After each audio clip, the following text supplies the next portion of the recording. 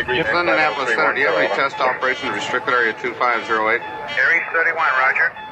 Traffic is quite luminous and is exhibiting some non-ballistic motion, over. Roger, Aries 31. Continue to send at your discretion, over. Okay, Center. The traffic is approaching head-on, ultra bright, and really moving. They're right by us right now. There are 1,000 UFO sightings reported around the world every month. 90% of these sightings can be explained, but 10% cannot. Officially and unofficially, the U.S. military has been investigating UFOs since 1947. Their top secret goal is to find out what's behind these unexplained sightings. The Pentagon classifies them as unusual airborne anomalies, but a better term is X-Files.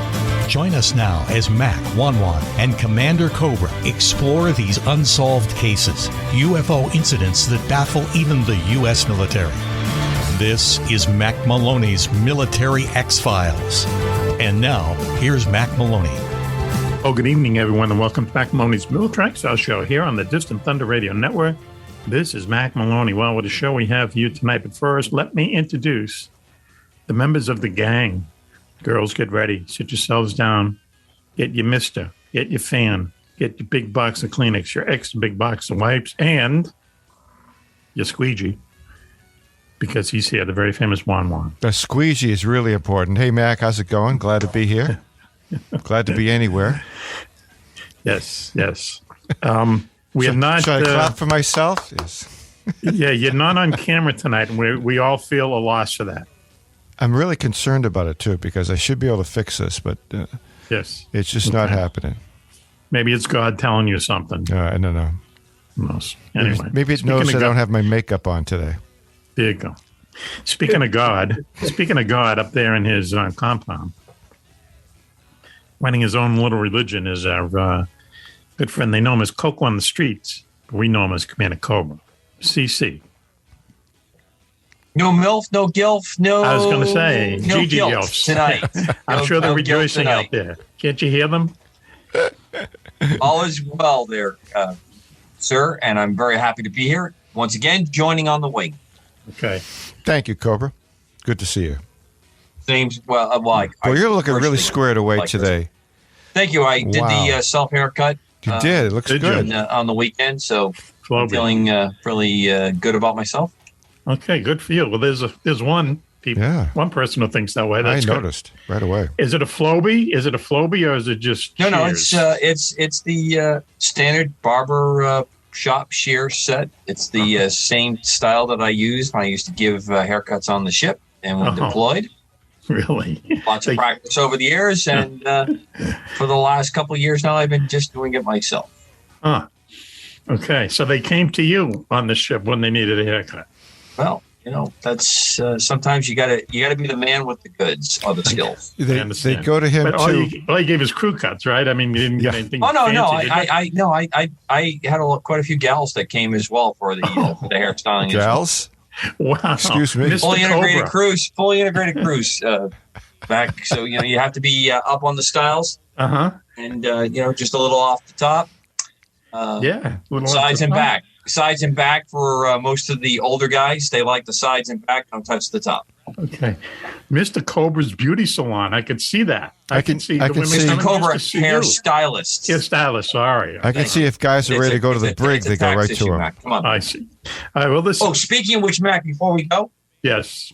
Did you notice the coaster I'm using tonight? Yes. I got a bunch of them to be distributed. They're very nice. Should I leave any in the studio? It's up to you guys. I already dropped some off in the studio. Oh, you did? Okay. And let me add, Commander, hey, those coasters are now proliferating throughout various establishments in New Hampshire. All right, so let's make a quick remark here for listeners who are interested in what we're talking about. If they send a email to Mac asking about this, Mac will send a picture, and I will figure out a way to get coasters to people if the demand becomes high enough. If there was a demand, yeah. Mm-hmm. Yeah, they're really nice. They came up. The design came out really nice, and I could see them on bars everywhere. I think they should be, and I think if people see them in bars, they should contact you, and it should be a suitable prize. Yes. Okay, now you're really getting into tax territory there, my friend. Listen, now I don't want to let down all those Mills Gilfs and Gigi Gilfs, but the bad news is no Switch tonight. Switch is on a secret mission. Really? Yep. So we are Switch-less tonight. However, taking his place, well, I don't know if anyone can take his place, but our good friend Jocko Johnson is calling us from down south of Mason-Dixon Lane. Jocko, how you doing? Good, Mac. How are you, sir? Good. Hey, Jocko, you're looking good too. You look good. What's new with you? Nothing much. Same old stuff, different day. Mm-hmm. Okay. I have to say that Jocko's background is the kind of background that could be sold for people who want to look like they have a real world background. His background is outstanding. His books, the flags. It's a real office too. Got awards here. I have the guns. Yep. Guns, yeah. I mean, the whole thing is there. There are people in DC that would spend big money to have that as a virtual background. I just introduced the last member here. Then I want to come back to you for a second there with people in DC. Also joining us is Agent X, the guy who works for the company that works. No, the guy who works at the agency that works for the agencies. X, how you doing? Never better. Thanks for having me, and I'm glad to see you guys again. Did you cut your own hair today too? Huh? No, I got a wicked short haircut, and she said, "Oh, you were in the Army, so I'll give you the haircut you deserve." And that was 3 weeks ago. So still looking good. It's taking a while to grow back. I had mine cut, but my wife did it. Wow. Okay. You know, but what I have to say, because I am an avid reader and a book reviewer and a author in your own right. Yes, an omniscient connoisseur of all things literary. Go on. But when the commander said that he was a barber, all I could think about is Sweeney Todd, and Barber of Fleet. Oh, really? The guy who cut everyone's throat? I really was hoping for the Barber of Seville. I didn't need the Barber of Sweeney Todd, but well, there you go. Hey, it was a fantastic book, a Victorian age book. Yes. And a horrible movie.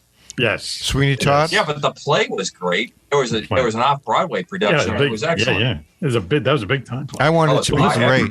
It was Johnny Depp was in it, Helena Bonham Carter. Oh, go ahead. JJ, go ahead. Johnny Depp, Helena Bonham Carter. I wanted it to be a great movie, and it sucked. She's in that? Are you kidding me? Right? Isn't she ex? Helena Bonham Carter? She is. Yeah. Wow. Yeah, she's the main heartthrob in it. Yeah. And she comes to a really bad ending. Oh, that's spoiler alert. Yeah, there's something about her. She's one of those actresses that, when she's on the screen, you can't stop looking at her. She's not the most beautiful woman in the world, but she is kind of cute. And there's just I something believe about the word you're searching for, all writers of great skill here that are with us, is captivating. She's captivating. Yeah. Very what are you talking about? I missed Helena Bonham Carter.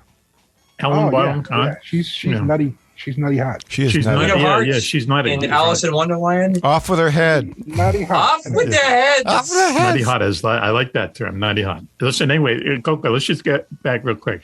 So you were talking about how people would love to have these backgrounds, in DC. What that made me think of is, I try to avoid watching the news, but it's on a lot. And, because everyone went to Zoom. When everyone went to Zoom, you have a lot of these reporters and correspondents and experts calling in from home, essentially, right? And what I've noticed, especially in the morning, is that almost every guy who's on, there's a guitar in the background. Yeah, that's very popular now. He makes sure everyone sees his Fender, Oh, yeah. Very popular. And it's getting it's getting crazy now. Now everyone needs, a guitar hanging in the background to look cool, Now, do you remember that one I shared with you about 2 months ago with the gal that had the sexual device on the counter, on the shelf behind her? Yes, go ahead. There was no more. I just want to go with it. I just thought it was really interesting because a whole bunch of people on Twitter came out and said maybe she should prep it just a tad bit more. And she had, a fairly giant device. Looked like something that Bezos would take to space, if you're catching my meaning. Oh, come on. Holy cow, Coco on fire. And her name wasn't Jeffrey Toobin, right? No, it was not. Yeah. Hey, listen, Jeffrey Toobin. He should be a hero to us all because he proves you can come back from anything these days. Any kind of embarrassment, no problem. I just like to get the record straight here, X. I believe Toobin was using all the God-given equipment. I don't believe he was using any artificial mechanical enhancements. On devices, okay. Yeah. You know better than me, sir. Yeah, he looks like he sounds like he studied it. I just was horrified to hear about the results. Sounds like he did a deep dive into it. Well, listen, before we take a break, now because we have no Switchy, that means no what did Switch have for breakfast? So he was a guest on a show this weekend, and like one of the first questions they asked him is, what did you have for breakfast? So it's getting around. But I'd like to tell you what I had for breakfast this morning. You want to hear it? Yeah, absolutely. Okay. Max, please share. Go for it. Don't ask me what I had, though. Well, we might have had the same thing. I had like 6.5 of Ross's scones. Okay, Ross's scones. You got that many? So everyone can understand, there was a recent gathering at the compound, and Ross Sharp, our super mad Britman that is working on building the return of the mosquito to the skies of the UK, he has the ability. His scones and his bakeware is like crack for this crack staff. Is the word. Yep. I mean, the behaviors that occur when he shows up with this with his baked goods is this year it was JJ who was caught stealing. And when caught, it was, I'm bringing this home from my wife. If that is the lamest. My hands were in the scone bag. Right up there with, I'm trying to feed the starving children. Name your country. Okay, horrible, just absolutely horrible. Okay. 2 years ago, I took a couple home. A couple? Now, a couple is you like needed a basket to bring it home. A couple is like you look like Little Red Riding Hood or something. I took some home, but there were plenty. I didn't take them all, but there was something about these scones. Believe me, you cannot stop eating them. You can't. And he also, and God bless Ross, he also put in a couple other featured items in there as well that you received based on his grandmother's recipe. And I believe what he's trying to do, Mac, is he's trying to ease your opinion, and has often been officiated here on the great airways of Mack Maloney's Military X-Files, the Distant Thunder Radio Network, that English cuisine, British cuisine sucks. And obviously this is not true when you get down to the scones. Well, the scones are the best thing I've ever had out of England, to tell you the truth. But wait. I got to get some crumbs. Stop. Withdraw. Scones are from Scotland and Ireland. Oh, well, okay. I'm glad we had an extra. More cultural appropriation. Don't tell Ross that. No, careful now, X. Let's not get into heraldry, because on his mother's side, he has Irish ancestry. No, I know that. So let's not be vaunting around the Celtic battle axe quite yet. Okay, can we not bash ahead and not make like it's a soccer match? Minutes. I'll show you my ancestry DNA that shows my Irish background. Well, okay, all right. You're one half Irish, one half Italian, one half Filipino, and one half what? Italian, Filipino, and Irish. Pretty much. That's it. Wow. Now, what a mix. Now, Eileen is Scottish. She can show you her tartan and her crest. Watch it the next time she shows up. Okay. All right. At one of your gatherings. Well, listen, on that note, why don't we take a quick break? There were so many girls that I used to try to get their tartan and their crest. There we go. It's amazing. I knew that was coming. Why don't we take a quick break now, and we'll be right back. You're listening to Mack Maloney's Military X-Files show here on the Distant Thunder Radio Network. Please stay tuned. Do you know where the world's most secret bases are located? Do you know what spooky action at a distance means? Is there a conspiracy by aliens to prevent us from conquering space? And where is the best place in the United States to see a real UFO? Find the answers to all these questions and more in Mack Maloney's new book, Mack Maloney's Haunted Universe. Visit places you never knew existed. The Phantom Tunnels of Tokyo, the UFO Trail in South America, Hong's Hat, and the very mysterious M Triangle. Mack Maloney's Haunted Universe contains hundreds of reports on ghosts, haunted planes and ships, weird celebrity deaths, mysterious sounds, and a breakdown of every monster in America, state by state. You've heard him talk about it on the radio. Now, get all of Mack's paranormal research in one large volume. Mack Maloney's Haunted Universe, with a foreword by the very famous Juan Juan. On sale now in your local bookstore or on Amazon.com. UFOs are found in Renaissance art, on ancient coins, and etched on cave walls. They're even reported in the Bible. But more surprising is when UFOs are seen the most, in times of war. Through centuries, thousands of UFO sightings have been made by high-ranking officials, military pilots, and ordinary soldiers. Often, these fantastic appearances occur at the height of great battles. From World War I to D-Day, to Korea, Vietnam, and beyond, military investigators are baffled. Why do UFO sightings spike so drastically during wartime?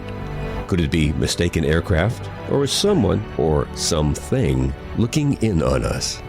In UFOs in Wartime, What They Didn't Want You to Know, Mack Maloney chronicles centuries of these incredible sightings and tries to solve the puzzle of why so many UFOs are seen while humanity is at war. Read about the scare ships, the ghost planes, and the ghost rockets, alien giants in the jungles of Vietnam, UFOs controlling our ICBM bases, dogfights with flying saucers during the Gulf War, and more. 300 pages of unbelievable stories, along with many startling photographs. That's UFOs in Wartime, What They Didn't Want You to Know, by Mack Maloney. On sale at your local bookstore or on Amazon.com.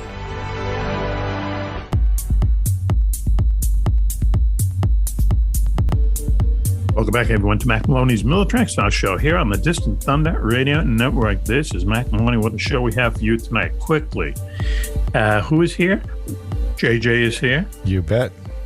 I'm here. Coco is here. Hey, Mac, and I just want to let you know that I had turkey stuffing for breakfast this morning. Interesting. Okay. That's good turkey stuffing. What, you mean just the stuffing?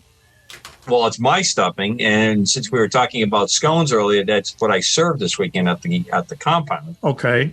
And leftovers, of course, and it's good stuff. My stuffing is not like the traditional stuff. Okay. JJ and others will attest to it. Oh, what, you get some Cheerios wrapped in it or something? Oh, it's unbelievable. It's breakfast stuffing?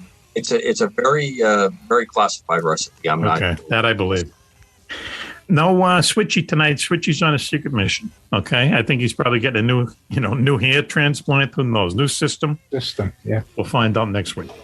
Also with us though is Agent X is here. Agent X. Thank you for having me, Mac, and I very much enjoyed being with this august crew. Oh, good. Okay. One thing's for sure, X doesn't have a system. If he does, it's a bad one. That's a compliment in a way, X. I have no idea what you just said. I'm thinking about it too. What? Also, he doesn't have a system? Also joining us is a good friend down there in South Carolina, ex-NYPD Blue, Jocko Johnson. Jocko. Oh, Mac, how are you? Good to be here, guys. Yeah. Hey, waffles, Eggos this morning. Really? Yeah. Eggos. With a little jam. I get this jam from the Smoky Mountain Knife Works. They make this berry jam that is like outstanding. Wow, cool. How many of those bad boys do you have? 3, I think. 3, okay. 2. Many a mission launched on Eggos. Yeah, they quick. You just grab them in your hand and you go. And of course, the obligatory like half a pot of coffee. So there you go. They're good. That rounds it up. Okay, so listen. So one of the things we're going to want to talk about tonight is, and this has been in the news lately, and actually been in the news for the past couple of years, and I never really looked into it as deeply as I did today, to tell you the truth. But we're talking about exactly what these U.S. Navy pilots saw back in 2004, the famous Tic Tac video. And I had seen the videos, and I had read some of the news reports when it came out just like a couple of years ago. But today I did some research, and it's a really interesting story. So, and what interested me mostly about it is that the thing that they saw, this Tic Tac video, and the way it was acting, it bears, not really much resemblance to what we consider, the classic UFO sighting. So I just wanted to run down, exactly what happened with these pilots real quick, and then I'm going to throw it at Coco because what they saw is, as I say, is just completely different from what people have been seeing since at least World War II, and that's basically the flying saucer, the cigar-shaped object, and so on. This thing had very little relation to those types of shapes. So very quickly, this is what happened. So these guys, they're out of San Diego, where there's a large U.S. Navy presence, and they're flying FA-18s, FA-18Fs. So there's two guys in each plane, and supersonic jet. It's the Navy's top fighter. It's a great airplane. It's been around for a while, but a great airplane. And what they're going to do is they're going to fly out over the Pacific, and they're going to meet some Marine airplanes, probably F-18s, maybe not, who knows.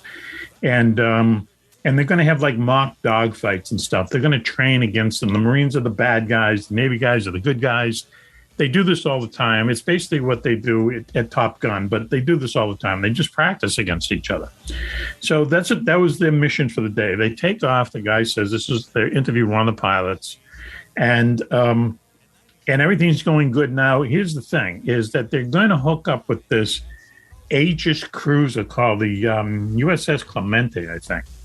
And it might have been another name, I'm not sure. But anyway, now this is important to the story because an Aegis cruiser probably has, pound for pound, more detection systems, more radar, more sonar. An Aegis cruiser can find you halfway around the world.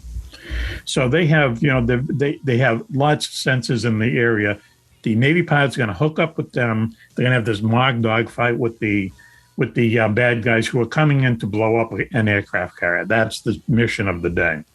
So they're on their way, and all of a sudden they get a message from this Aegis cruiser, and they say, "Hey, listen, where are you exactly?" and so on. So they tell them, and they say, "Well, we got something else flying in that kind of box, so we're going to forget the training exercise for now." And they say, "We have some real world tasking," which is such a great military term. And they said, we want you to go and check this out. So they go to the spot, and they get it on their radar.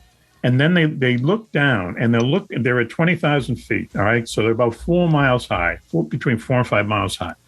And they look down, and what they see is something kind of agitating the water below them. Now they're off the coast of California. And they said that the agitation itself, I was surprised by this. He says about the size of a 737. That's a big airliner. So, the agitation on the water was noticeable. And then he said out in the middle of this agitation comes this craft. And he says, we called it a Tic Tac because it looked like a Tic Tac. And it looked like it had a couple kind of maybe antennas or something hanging off the side of it. But basically it looked like a Tic Tac. And this thing is hovering above this agitated water, this agitated water. And so they're looking at it and they think, well, what we're looking at is a helicopter. And what the agitation in the water is the downwash from the helicopter blades. But then the thing starts moving around, and they can see that it doesn't have any wings. It doesn't have any rotor. It's just this thing. And they decide, we're going to go down and take a look at it. And as soon as they kind of approached it, the thing took off. And what the guy said was, the pilot said was, once you hear this a lot, 1 second it was there, and it was just gone. And he'd never seen anything move like that. And it really shook him up, as it turns out. So they come back to they start to go on with the training mission again. And as soon as they started again, they got a call from the Aegis cruiser again, says that thing is back. It's shown back up. So they go back, they look for it. They can't find it, but at that point, they land back on the aircraft carrier.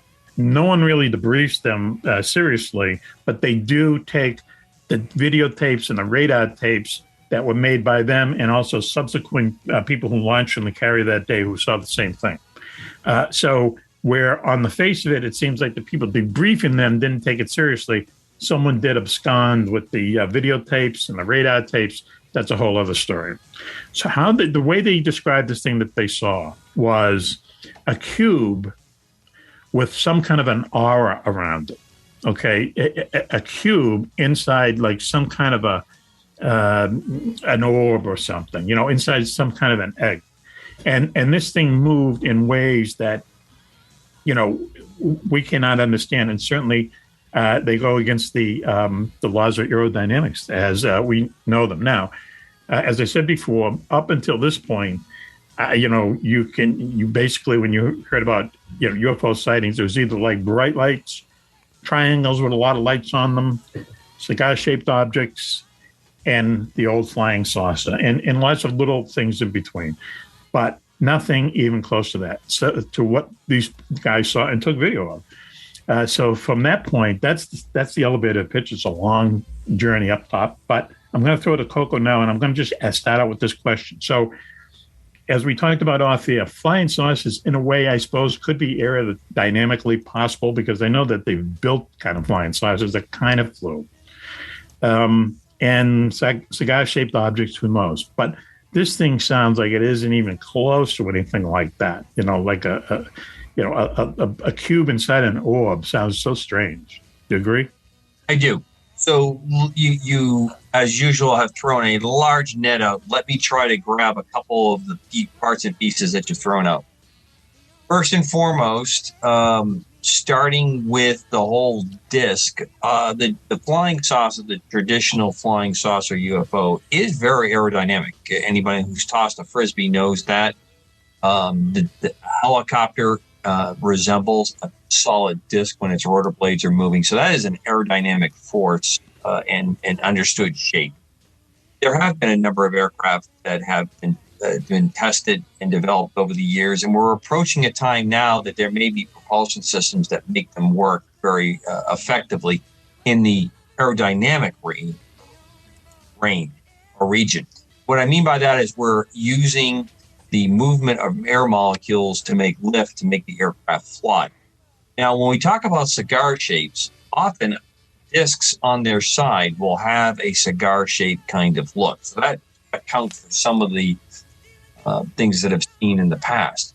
But I also will point the audience and all of the august members of Mack Maloney's Military X-Files that's assembled here tonight, that when you look at what is going on with Tesla, what's going on with Bezos and his space aircraft, we now have the traditional rocket that is now landing vertically on landing gear, right. Something out of a 1950s science fiction depiction of what is possible on that. We have that happening now.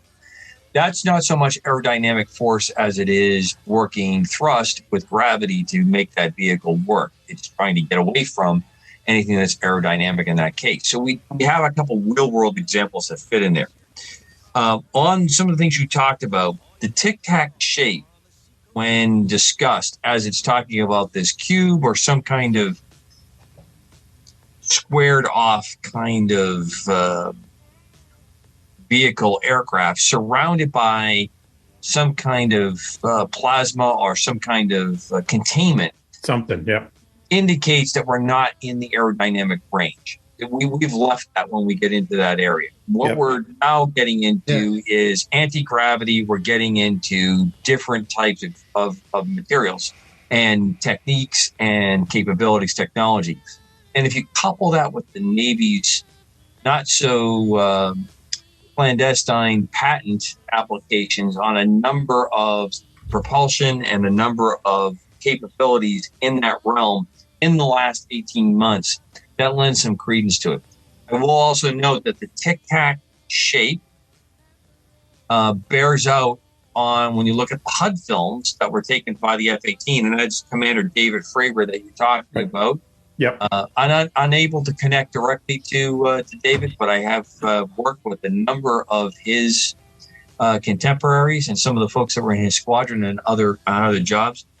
You're going to love his call sign. It's sexual, is what I've been told is his call sign. And hopefully one of these days we'll get him on Mack Maloney's Military X-Files and we can confirm that. What is it? What is his nickname? I just said it. Sexual. That's his nickname? His call sign is sexual. Sexual favor.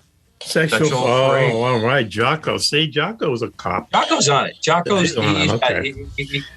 He's on it. Sexual favor. But that vehicle has been spotted in Clovis, New Mexico in the last 6 to 8 months of the time that we're talking that we're doing this show.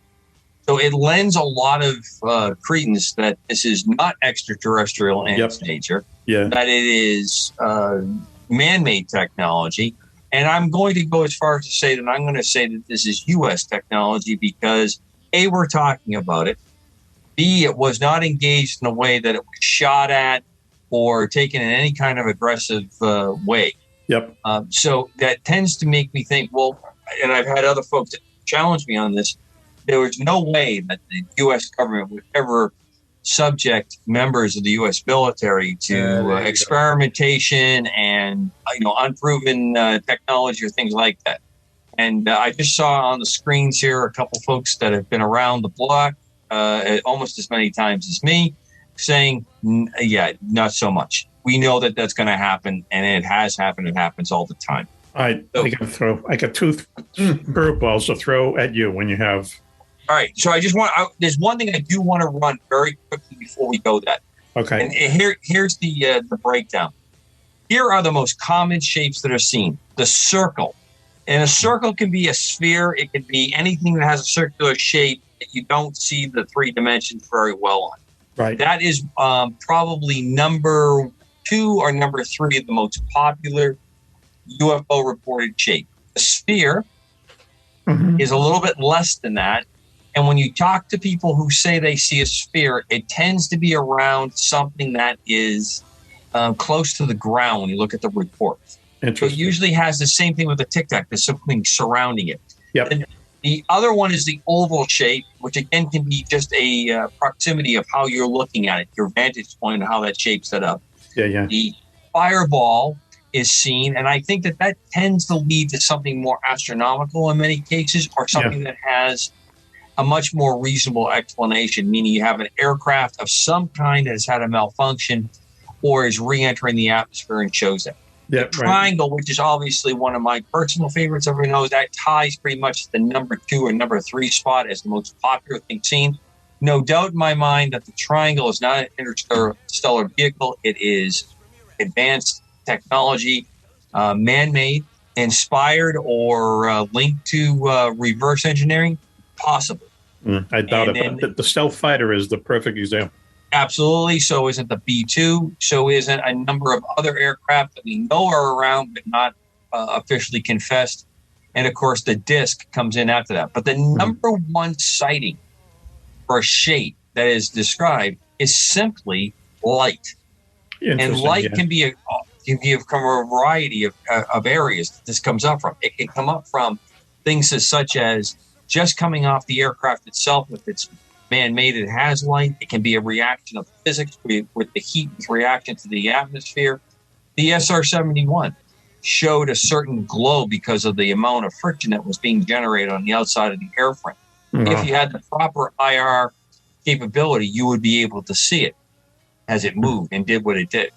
As well as what we always talk about, Mac, there are certain lights on these reportings. And you always say, well, why would an extraterrestrial vehicle have light? Why would it exhibit light? And I think there's a lot of reasons that range from it could be just something that's part of the aircraft itself, a residual leakage of stuff that shows photons in a range that we can see or can be reported, all the way down to they could be aircraft trying to deceive. We use lights to deceive all the time. Yeah. It wouldn't be the first time that military airplanes have flown in a civil light configuration trying to buy the extra couple minutes to continue into an operation. Yep. All right, I can see that. questions. Okay, so 2 questions. Let's say, number one, that these are man-made, they're U.S. man-made, okay? And we're talking about this like compared to everything else, is really, really high tech, really high tech type stuff. Right. But this happened in 2004. Okay, that's quite a while ago. Then why don't we see the results of that? Why don't we have bombers that can now do this? Why don't we live in a different world? If we possess that kind of a technology many years ago, it seems like we'd be further ahead technology wise. The first and simplest answer I can give is that it's so costly and it's so demanding, and it probably has some really high crucial requirements. I am convinced the way these aircraft have flown, and specifically talking about the Tic Tac, that it is a manned aircraft. And a lot of people poo-poo me on that because no one could survive those kinds of G maneuvers and those kinds of things going on. Right. If you're in the realm of doing what the Tic Tac does, you need to set aside the aerodynamic argument. That's not even part of the discussion. You're talking about now power sources and capabilities where you're setting up force fields to work to put a containment field in for the propulsion system, as well as probably some kind of a manned crew, as well as what's going on with ever the propulsion or its way of moving around with anti-gravity capability on that.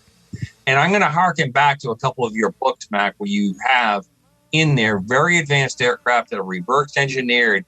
And you talk in there very accurately, I think, about the kind of groups of people that are surrounded around us that it takes to launch these missions and to do them and to accomplish that up. So I think what you have is you have the capability, but it hasn't been able to be activated or used at a level that it makes it a very useful weapon system. You can go and move around in 3 dimensions, possibly even some other kind of time shifting that may be going on there, but you're not able to grab to turn it into a usable system. That's one.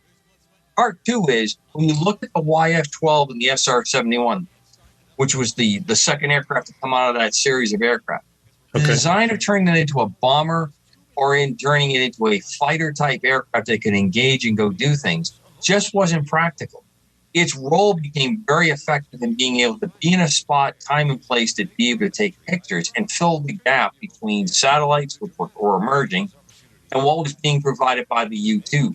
So you may have capabilities that have not been refined enough to make them into a useful capability yet. Also, I believe that when you look at these kind of discussions, the defense industrial complex is not going to absorb easily breakthroughs like this if it's going to leave them standing empty-handed. And you're not going to move at the speed that you should move at or have that capability. And I can guarantee you that in a think tank, and X is the perfect guy on the show tonight to have this, to back me up on this. You're going to have people that are sitting at what happened? Think tank and say, this is so far reaching, it's so destabilizing to the world environment that we know right now, the order that we have established right now, that if we unveil this technology, we're going to be so far tipping it that it's going to be anarchy and it's going to break loose. It's the same BS that's been used for years. Why we can't disclose what we know with what has happened with extraterrestrial visitors or the UFOs that are obviously not of this planet. Okay, so all right. So in the little time we have left, let me just ask you this another thing. All right, 2 things. Right. Number one, then would the let's say some U.S. military entity has these things, and they've been flying around since 2004 at least, and they're still flying around. Would they really put the U.S. Navy in the position of saying, we don't know what these things are? The videotapes come up. They basically admitted they didn't know what they were and so on.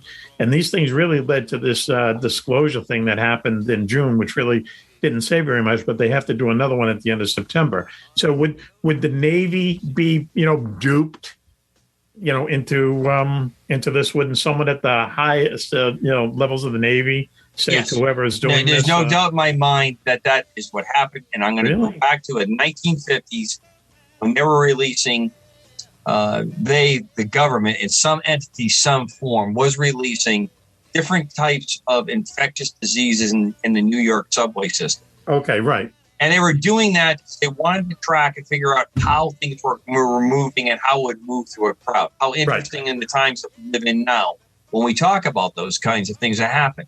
We have Operation Mockingbird, where the CIA was manipulating what the press was putting out to get all kinds of public opinion. Yes, I know, but that's then.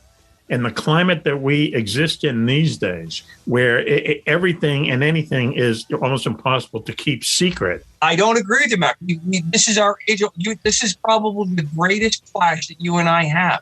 We think we know more now. We think we have more access now, and we don't. I can't. Yeah, I'm just saying that I can see if someone worked on this thing in 2004 for whatever U.S. military entity, created it, those people are probably, have left the service. And why aren't they working for Bezos and these cats now? And maybe they are. And maybe they also know that if they open their mouths in the world that we live in now, as you so accurately put, that the cancel that could come down, what could happen to them on that is just too great.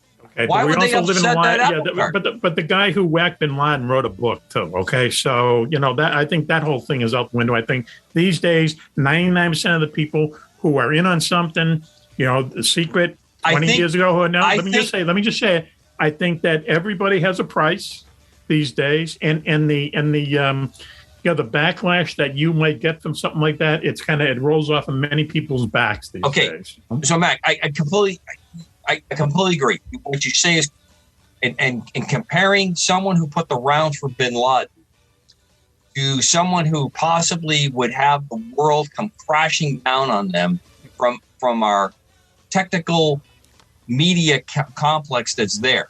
You're trying to tell me that you believe that everything that is presented is open source and we have. No, I'm not saying that at all. I'm just saying that it's very hard to keep a secret these days. And I think it's very easy to keep a secret when you cannot discuss things when you have the ability to control what is being brought out there. And I think things are paraded out as false flags, to use that term, for people to look at. Look, the bottom line is this. I think you have incredible technology that is being looked at. I think that when you reveal things like this in the press to be seen, you're doing two things. You want your population to be wondering what it's about and have this kind of discussion where we think it's ours and we think it's going forward. And I think it's a complete signal to the enemy to say, we are able to do this. And a good example of this is where you had the Israelis fly F-35s over Tehran to prove to everyone there that they could actually put an aircraft over the top and do that and do it repeatedly, not a one-off kind of capability. Okay, that is, I think, the kind of the saber rattling that we do with nations because we haven't evolved as a political and as a social group on the planet very well. Okay, so listen though. Don't you think, and then according to that scenario, and then we got to go, someday when the higher echelons of the U.S. Navy find out that they've been duped into this, don't you think they're going to be upset? Yeah, they're going to cry all the way into private industry where they're going to have a nice soft landing in the industrial complex. You're making my point for me. You're making my point for me. Those people are going to go in and they're going to turn this stuff over to Bezos. Anyway, we got to take it. I agree with that part, Commander. Okay. Thank you, X. A2X? A2? E2. All right, so listen, why don't we take a commercial break now? And we'll be right back after this. You're listening to Mack Maloney's Mill Tracks House Show here on the Distant Thunder Radio Networks. Please stay tuned. I was in the hospital with my son for 18 months. When he got injured, I wasn't prepared, but I knew I had to be strong. When I was told about John's injury, I was in complete shock. I just remember rushing into his room and giving him a big hug and letting him know I was there. These veterans and families are just a few of the heroes we serve at Homes for Our Troops. For thousands of severely injured veterans, everyday life is filled with barriers. It was really the little things throughout the house. Counters that you can't roll up to. I had to drag my wheelchair down steps. I want to help, but he is so determined. At Homes for Our Troops, we build specially adapted custom homes with features like wheelchair access, roll-in showers, and automatic door openers that allow them to function independently and focus on their recovery and family. This house is freedom. It's hope. It's a new beginning. This house has given me my family back. To learn more, visit hfotusa.org. British Secret Service. Hello, Moneypenny. Hello, 007. How's your mission to steal the secret sex formula from Dr. No-No going? It'll be going fine, except for the two idiots headquarters sent with me. Hey, Mac, did Defalo Crumpus just call us idiots? Yes, he did, 1-1. He's an ungrateful putz. Nice car, though. Yeah, and you know what? Now it's my turn. But if you drive, what am I going to do? I'll drive, you shoot the machine guns. Okay? No way, I'm driving. I just have a license for you and I'm driving. Oh, see what I mean, Moneypenny? But James, we have to get the stolen formula from Dr. No-No before the big 2-for-1 sale. I'm on it, Moneypenny, but I've got to rid myself of these two mushmouths first. I still have the red button, don't I? James, not the red button. Cobra, save us! Hello, gentlemen. And you, Mr. Bond. Oh my God. Is that Commander Cobra? Jumping from a helicopter through the sunroof of my Aston Martin? Well played, Cobra. But what are you doing here? Besides rescuing my two friends, James, I'm here to tell you that you don't have to steal the cardio sex formula from Dr. No-No. All you have to do is go online and order it yourself. Then you'll have plenty of the new energy drink that can give you the extra endurance you need to get through. Please, Cobra, tell us why it's called sex. It's called SCX for Strength Energy Accelerator, and it's easy to use. Just mix a scoop of water, shaken, not stirred. 30 minutes before you start your workout, and you'll find you can last longer and feel all around better about finishing your regime. Oh my. And the mix comes in many different flavors. My favorite is passion fruit. Mine too. Why, you little trollop. Hey, Mac, look at all these buttons. I wonder what they do. I don't know. Push one and find out. Not the big red one. No! Jeez, I hope he's wearing his rocket belt. Guess not. That's SCX Workout Dietary Supplement, available only through Cardillo USA. Visit cardillousa.com for more details about our big 2-for-1 sale. That's CARDILLO USA.com and get some sex today.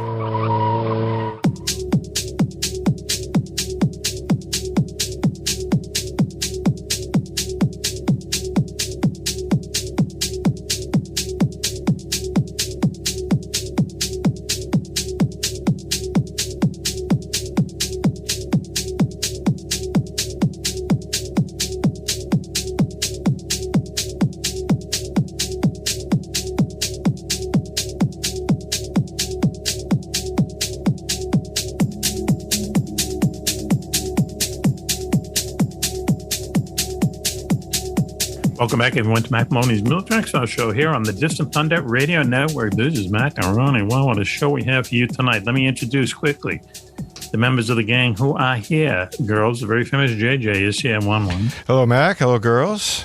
Glad to be with you tonight. He's not on camera tonight. We're really missing him because we always like to see what he dresses up as, if you know what I mean. And I was Natalie dressed, too. Yeah, then he dressed up as a Las Vegas stripper. We'd miss it because there's no camera. I have my Greek striped shirt on today. Oh, you do? Mikos. Okay. Mikos. And my black scally cap. Yeah, we got to get in the hat.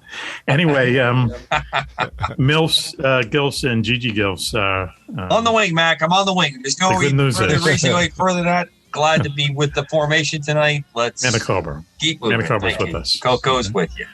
Also joining us is Agent X, the man who works for the agency that works for the agencies, Axie. Happy to be here, Mac, and the show's been fantastic so far, and I'm sure it's going to get even better. Okay, all right. That's a high bar for us to jump over, but let's see what happens.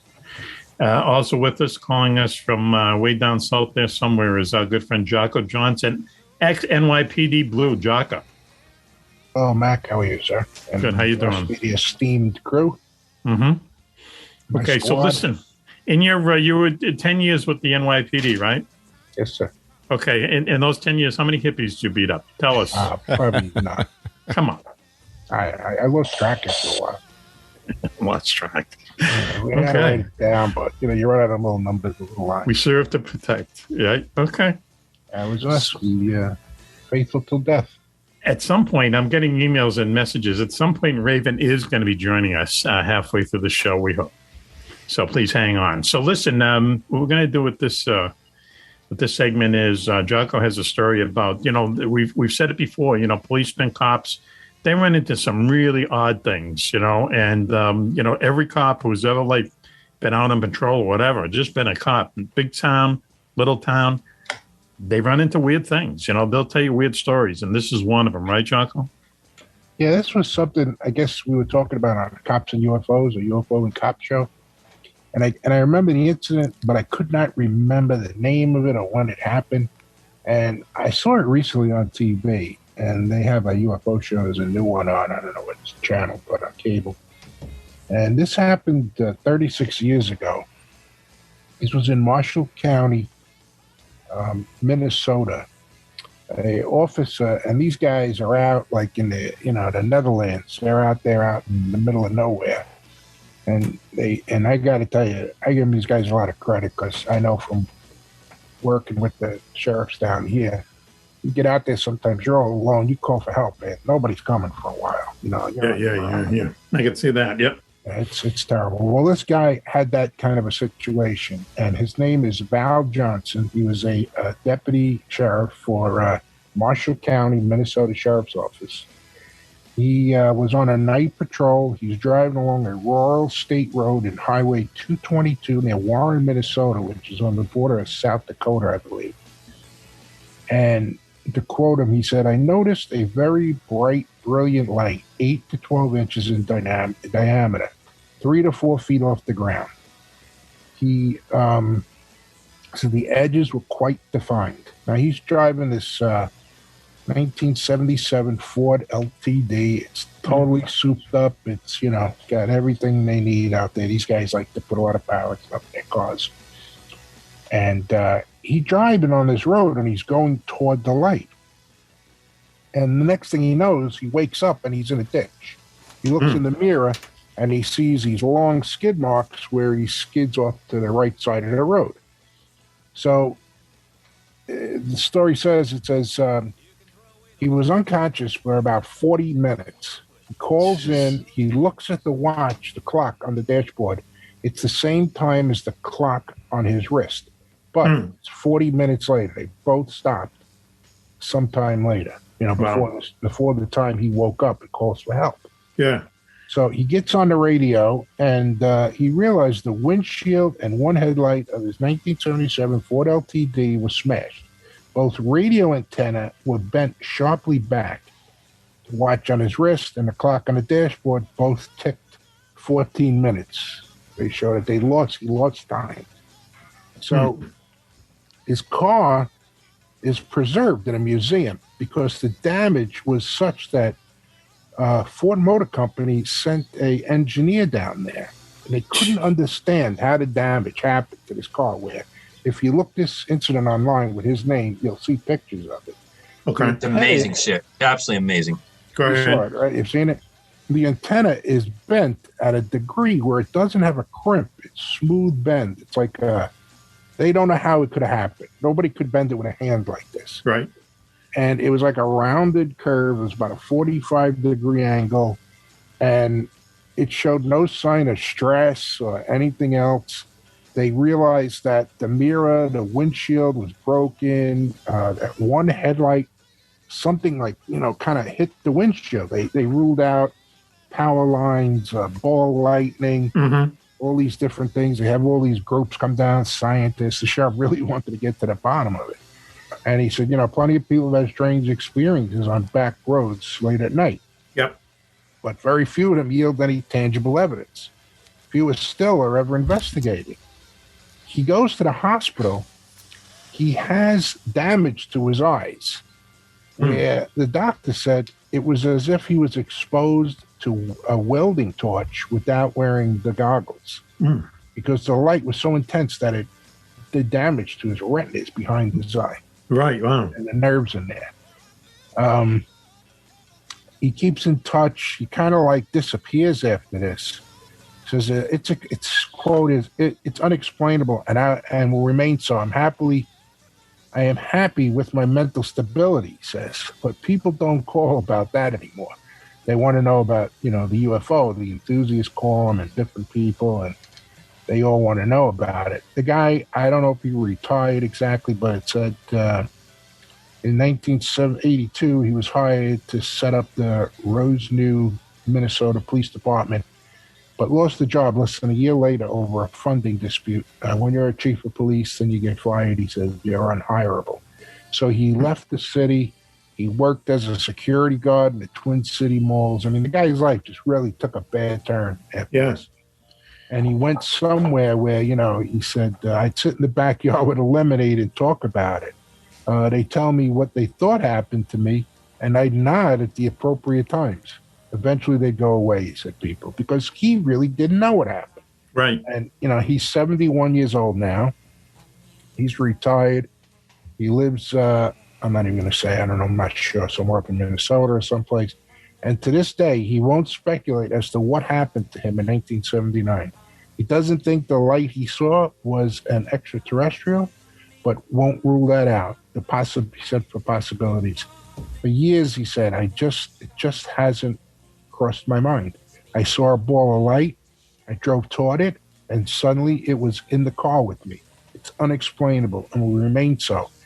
I'm happy with my mental stability, he says at this point in time.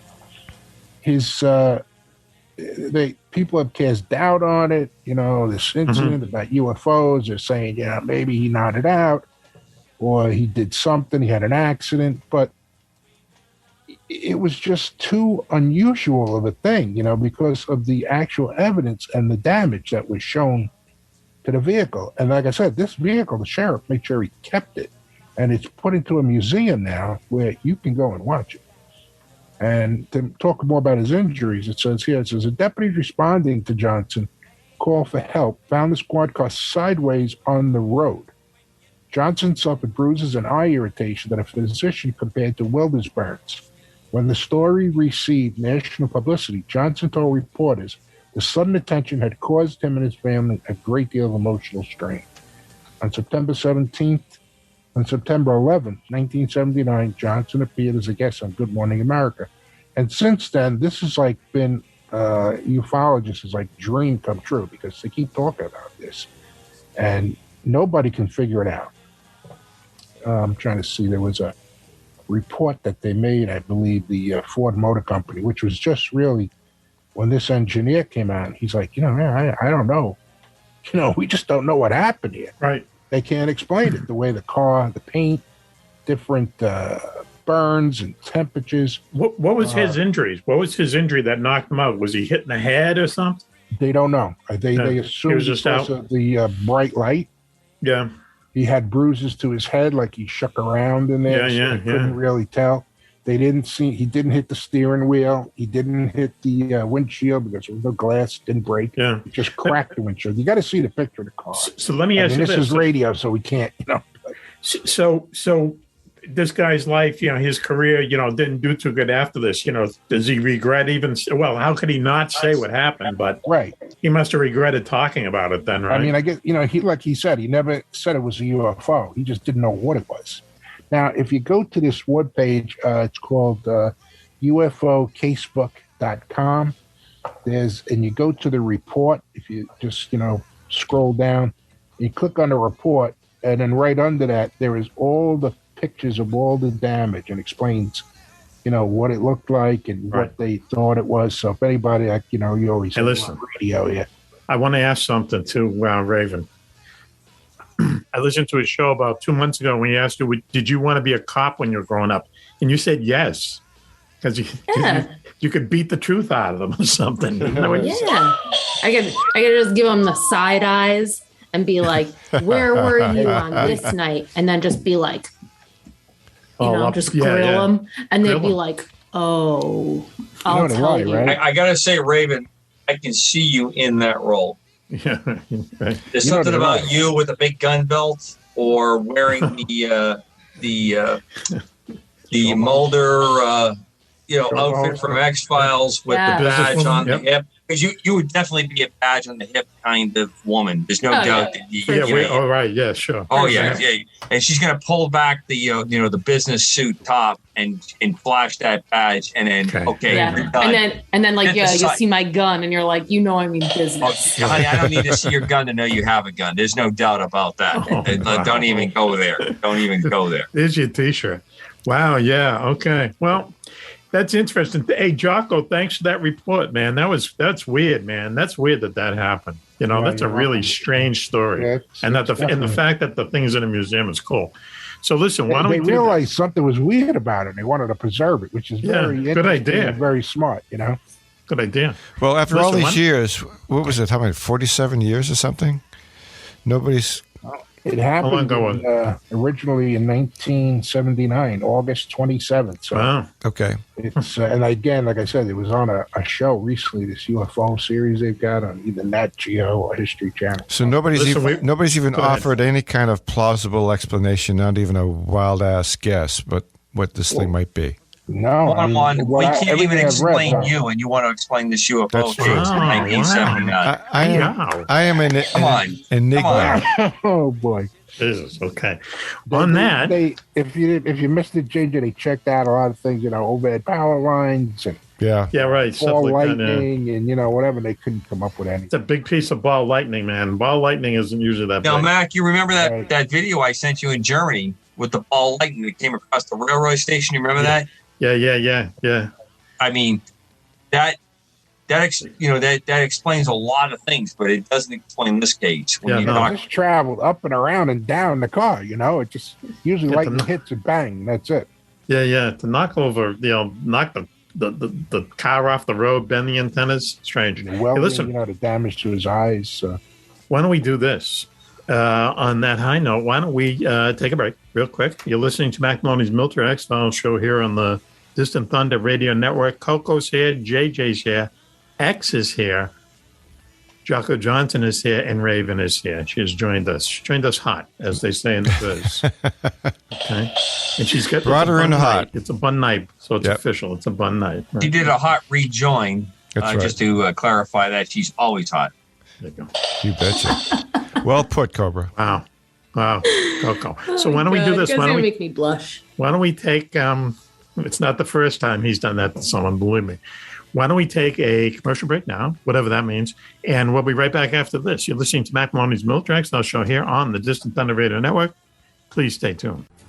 Do you know where the world's most secret bases are located? Do you know what spooky action at a distance means? Is there a conspiracy by aliens to prevent us from conquering space? And where is the best place in the United States to see a real UFO? Find the answers to all these questions and more in Mack Maloney's new book, Mack Maloney's Haunted Universe. Visit places you never knew existed: the Phantom Tunnels of Tokyo, the UFO Trail in South America, Hong's Hat, and the very mysterious M Triangle. Mack Maloney's Haunted Universe contains hundreds of reports on ghosts, haunted planes and ships, weird celebrity deaths, mysterious sounds, and a breakdown of every monster in America, state by state. You've heard him talk about it on the radio. Now, get all of Mack's paranormal research in one large volume. Mack Maloney's Haunted Universe, with a foreword by the very famous Wan Wan. On sale now in your local bookstore or on Amazon.com. UFOs are found in Renaissance art, on ancient coins, and etched on cave walls. They're even reported in the Bible. But more surprising is when UFOs are seen the most, in times of war. Through centuries, thousands of UFO sightings have been made by high-ranking officials, military pilots, and ordinary soldiers. Often, these fantastic appearances occur at the height of great battles. From World War I to D-Day, to Korea, Vietnam, and beyond, military investigators are baffled. Why do UFO sightings spike so drastically during wartime? Could it be mistaken aircraft, or is someone or something looking in on us? In UFOs in Wartime, What They Didn't Want You to Know, Mack Maloney chronicles centuries of these incredible sightings and tries to solve the puzzle of why so many UFOs are seen while humanity is at war. Read about the scare ships, the ghost planes, and the ghost rockets, alien giants in the jungles of Vietnam, UFOs controlling our ICBM bases, dogfights with flying saucers during the Gulf War, and more. 300 pages of unbelievable stories, along with many startling photographs. That's UFOs in Wartime, What They Didn't Want You to Know, by Mack Maloney. On sale at your local bookstore or on Amazon.com. Tracks Now Show here on the Distant Thunder Radio Network. This is Mack Maloney. Wow, what a show we have for you tonight. Let me introduce the gang. Gets more populated every time we take a break. First of all, girls, JJ is here, very famous JJ. You betcha. Hello, girls. Hello, Mac. It's a great show so far. Dressed as Mikos, the Greek fisherman tonight, correct? Yes. We don't have him on camera, though. No, nope. My camera's not working. Okay. So, also with us, up there from his compound bunker / whatever, up there in the great state of Maine, Commander Cobra. I pay a lot of taxes not to have a whatever attached to the compound. So let's try to clean or tighten up that just a tad bit. Glad to be part of the formation, Mac. Thank you so much for having me. Coco, I don't pay a lot of tax, so I just got a bunker. No Switchy tonight. Switchy's on a secret mission. That voice you heard was our good friend from the NYPD, Jocko Johnson. Jocko. Hey, guys. The other JJ. Also, Agent X, the guy who works for the company that works for the agencies or something like that. Exy, how you doing? Thanks for having me. And I'm living in a little village in the live free or die state. Okay. Eat cheese or die. Yeah. Also, how's your friend's book doing? The what's the name of it? Wolf of Clontarf. Okay. How the Irish kicked the Vikings out of Ireland. How's it doing? Still the bestseller? Well, I don't know if it's bestseller, but it's been on podcasts in all over Europe and all over the United States. If I may, soon to be on, if it works out, on TV. No, the Newt Gingrich History Podcast Show. Really? Oh, Christ! Wow. What? Okay. What's the address for that? If I may add here, let people look that up on their own. Go ahead. Okay. I just want to say that you have a horizontal. You know, your vertical was good, but your horizontal expansion on your friend's book has been amazing. Okay. All right. It's like Mac. Mac makes a splash, and then it's like the wings that come out on the pond. His books, people keep wanting to read his books. And by the way, when is the next Wingman book coming out, Mac? Join the club. Thanks. Hey, wait a minute, Commander. Does that mean can I introduce Raven? A mile wide and 2 inches deep? Yes. Okay. All Does that mean you don't know, Mac? What's that guy talk? Who knows? Look. Does that mean you don't know? I don't know. I'm the last one to know. Okay. Also joining us is she joined us hot. The last segment is our good friend up there in upstate New York. Our favorite good witch, Raven, is with us. Raven. Hi, my friends. Thanks for having me on. Sorry I'm super late. That's okay. No, it's fine. That's all right. Yeah, we'll forgive you. It's fine. So how are things with you? Things are good. You know? Yeah. Okay, good. Okay. Is it 100 degrees or is it comfortable? No, it's like 100 degrees, but. Okay. All right. Air conditioning.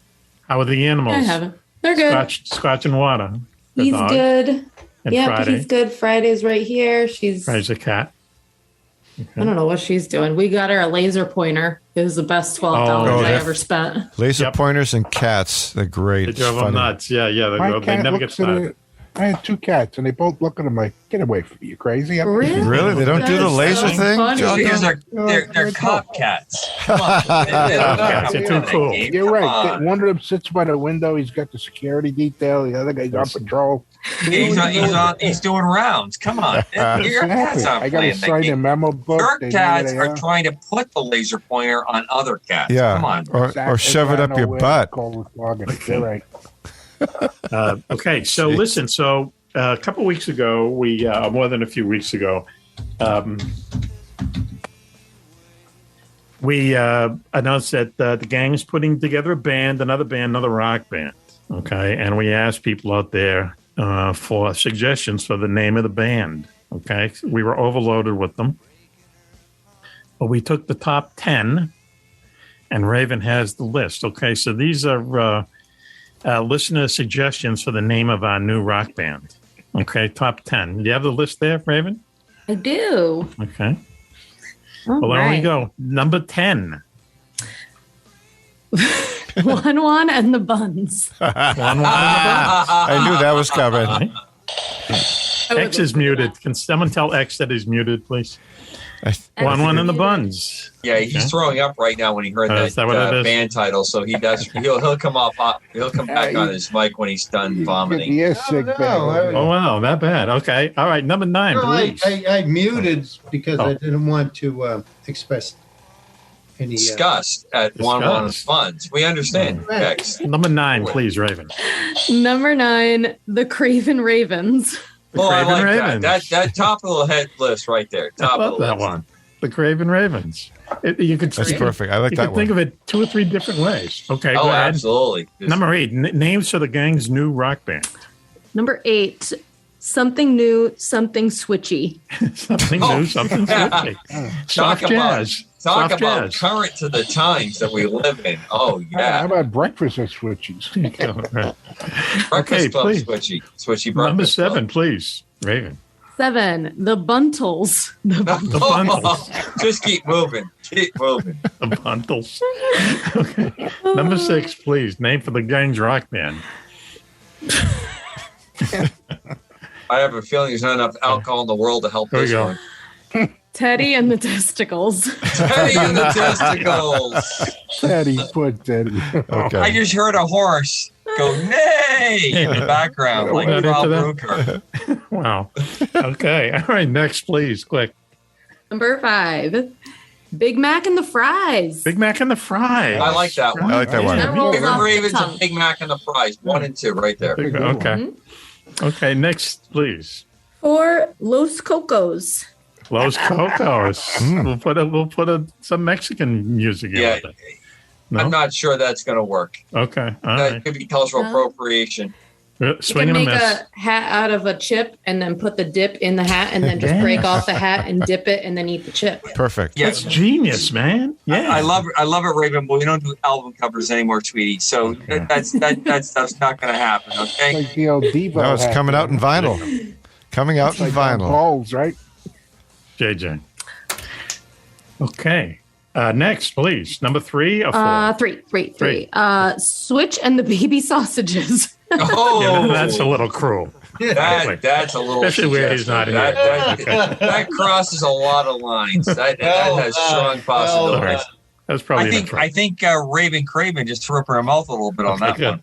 It's all right. Okay. Number 2, please. Number 2, the Red Hot Cross Buns. That's Get good. it? The Red Hot Cross Buns. Red Hot Cross Buns. I'm sorry. I'm not playing on that one. No. Okay. All right. So we're down to number 1. This is listener suggestions for the name of the gang's new rock band. Please, number 1. Number 1 is Two in the Hat featuring Willie Club. That's a little inside. Little Boston-ish. But Two in the Hat. Jocko gets it. Okay. Oh, yeah. All right. We'll put a little. Whoever we'll wrote this gets a gold star. I think you're right, Jocko. Yeah. They just land in my lap. Okay. So anyway, well, there we go. So why don't we do this? That was this quick segment. Why don't we take a very quick break now? And we'll be right back. You're listening to Mack Maloney's Military X-Style Show here on the Distant Thunder Radio Network. And I just kept going on and on about myself. I'm taking a leak in the driveway. She says, I know you like to talk to total stranger. The story's got nothing to do with the Bruins game. It's what happened with Grandma. I was wondering if those were sadomasochism straps or something. But I digress from what I don't know. Get into the beautiful mind of Juan Juan, only on the Mack Maloney Military X-Files Show. Welcome back, everyone, to Mack Maloney's Military X-Style Show here on the Distant Thunder Radio Network. This is Mack Maloney. What a show we have for you tonight. Let me very quickly tell you that JJ is here. Yeah. CC is here. On the wing, Mac. On the wing. No Switchy. He's on a secret mission. Jocko Johnson is here. Parole patrolling around. The other JJ. Also, Raven is here. Raven. Yay, Raven. Let's hear it for Raven. It's a good time for you to talk, Raven. I said hi. Can you hear me? No, now we can. Yep. Okay. Oh, okay. And also, Agent X is here, but he has to leave. He's going to go on a secret mission. Hopefully bring his wife up for dinner. Is that what's happening there, X? Wife, girlfriend, whatever. Oh. Pick a pick, whichever one. Yeah. So no matter what. Au revoir and a bientôt. Au revoir, Thanks for having senor. Glad to be No matter what, he's probably going to be yelling into the mouth of a clown for dinner, right, Iron? Oh, that's so tough, man. Sorry. And especially with the fact that we don't even have those restaurants in the New England area anymore. really? I mean, Okay. wow, Correct. talk about pain. Yeah, okay. Stop, Mac. If you can insult, do it. Hey, Oh, wow. Oh, new material. Wow. Step Okay. right up and take a I've been good to swing. you, X. I've been good I to you. believe X is on base. X is a good guy. X just a wicked nice guy. X Agree with you, X, because guys like you tell us what we need to do to stay safe, and we listen, we'd be safe. But apparently, we don't listen a lot. So Good man, Jocko. Wow. Thank you very Okay. much. All right. You don't listen to Boy, these this guys is a super enough. fan BFFs. right there. All right, X. We'll see you soon, right? X, it was good to see you, even though it was for a short while. See you guys. Okay. Thanks for being on. We'll see you next Do you want time. to say anything in Gaelic? I mean, Cleon, before you go? How do you say goodbye in Gaelic? Don't say Klingon. Go ahead. Lana Walia. That sounds just like the Boom. Klingons to me. It sounds like Stud. All right, thank you, X. X is leaving us hot. Is that what you would say in the business? That's right. He is peeling off hot. There he goes. He is bingo. There he X goes. is bingo. Oh, there he goes. Goodbye. Okay, so End of talk. There you go, JJ. we're going to talk this segment about a very interesting story of real military X-Files during World War II, during the 4 or 5 years of World War II. You know, the American Air Force, U.S. Army Air Force back then, used to bomb Germany and German, territories, conquered territories, regularly around the clock with heavy bombers, B-17s and B-24s, B-17 Flying Fortress, B-24 Liberator. They were big, hulking airplanes for their day. Actually, more B-24s were made than B-17s. B-17s are a little more famous, but they're basically the same the same airplane. Heavy bomber, could fly a long way. Very, very dangerous occupation, especially even 3 years into the war, we didn't have fighters to protect them. Once we got fighters to protect them to and back from the target, that's when things really started to change. But Coco has this story about very strange happenstance to this B-24 that happened in 1943, was it, CC? Yes, correct. 4 April 1943, Lady Be Good. This is probably one of the most interesting, I think, of cases because it has had a number of variations that gone on over the years. And this aircraft was just one that was many of missing aircraft during World War II. It's amazing when you look at the number of missing personnel from World War II. It's a huge number of personnel. In this particular case of Lady Be Good, once Africa was wrought back from the Germans, missions now started to extend across the Mediterranean up into Italy as they prepared to take the peninsula of Italy and move up into Europe on the southern flank. Lady Be Good, B-24, performed its mission, came back, and disappeared. Now, I have seen over the course of my aviation career no less than probably 4 or 5 different variations on the story about the Lady Be Good. And I think most of us would know a story, which was a very popular made-for-TV movie about this aircraft, where the ghosts of the aircraft were presented in a very interesting teleplay that was put on television. In it, Richard Basart plays a member of the crew that bails out early because he is fearful of what's going on, survives, and the remaining crew crashes in the desert. Now, the physics of what actually occurred in this is that this particular crew did not completely trust their instruments and the different indications they had, and picked up a tremendous tailwind after a successful bombing raid over Italy as they're returning back to the Libyan bases that they came out of. And because of that, they flew deep into the desert, exhausted their fuel, did a crash landing. They survived, or a number of them survived, I should say. And some of them headed and started to try to walk north to effect a recovery or rescue. And in that course of events, all perished, sadly. And as I said in the movie, what occurred was you're watching these men that are at a shot down B-24, and the investigation starts to find them. And then this aircraft showed up many years later. In fact, if I believe it was someplace around May of 1959 that the crash site was found, and a full investigation occurred, and they were able to actually bring back a number of the remains. And out of that situation, that or that process that went through there, they were repatriated and interned properly for their time post World War II. The aircraft itself, as I said, caught this very surprising tailwind. They did not believe their instruments that said they were over when they were over their base, and they continued to proceed in the desert till the fuel exhaustion and went out. Wow. So there's been a number of really cool and interesting aspects around it. There is a lot of stories that have occurred around it, but in all honesty, and in its most basic format, what you have here is conditions that basically exceeded what they expected. And what they ended up with was they flew out their fuel and they did the crash landing, and there was no way to radio or let anyone know where they were. They tried to effect rescue and sadly perished in an attempt. Now, Mac, you brought up about the B-24. The most numerous airplane that was produced in World War II by the United States was the B-24, a very complex airplane.